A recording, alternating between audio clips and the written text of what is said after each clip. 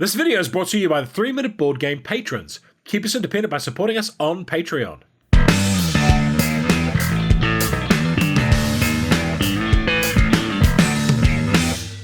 Kia ora koutou, and welcome to Park's 2nd edition in about 3 minutes. Review copy used. It has a solo mode, it's a game for 1 to 5 players, playing time is short, and it's a reasonably simple game. You are a hiker and you're looking to explore the great American national parks. Can you load up your canteen, pack your gear, and set off for an amazing year of adventure? The game lasts for 3 seasons, each with their own end of round bonus. A season lasts as long as it takes for every player's pair of hikers to get from one end of the trail to the other. The winner is the player with the most points, which you get from tons of sources. Just look for the symbol. Action selection. Each turn you'll move down the trail and take an action spot. Engine building. You can get upgrades and equipment. Contract fulfillment. Lots of points are scored from claiming park cards. Player turn. Each player has a backpack and canteen and starts with a random passion, a goal that gives you a small bonus when finished. Your canteen starts with 1 random token in it. Start each season with all players having both their hikers at the trailhead. On your turn you can move down the path to an empty location, gaining any resources in that space. When you gain resources, they will go into your backpack. If you gain water, it can go either into your backpack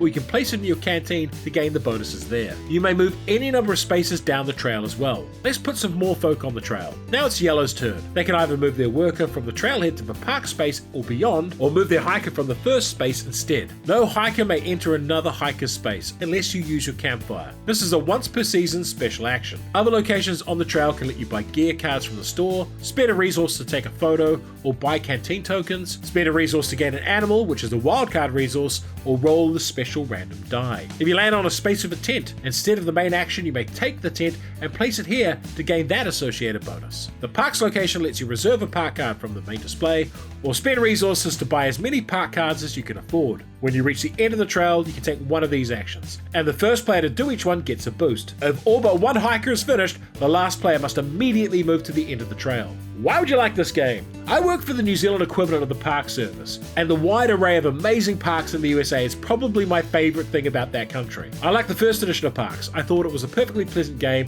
with a similar vibe to Tokaido. I was expecting more of the same with the 2nd edition, and that's exactly what I got. What I was a little surprised about though is the game feels much better as a game this time round. One common criticism of the original Parks is that it was lacking in meaningful decisions, and I feel this version of the game is better at that. I especially like the addition of the tents to the game, as well as the tweaks to canteen and gear. The art is all new, but like the previous game, it is fantastic, and just about any card in this game would make for a great wall print. Overall, Parks is a game designed to be a nice game to play, something with light competition but not too confrontational, and as a result, it's a perfectly wonderful family or couples game.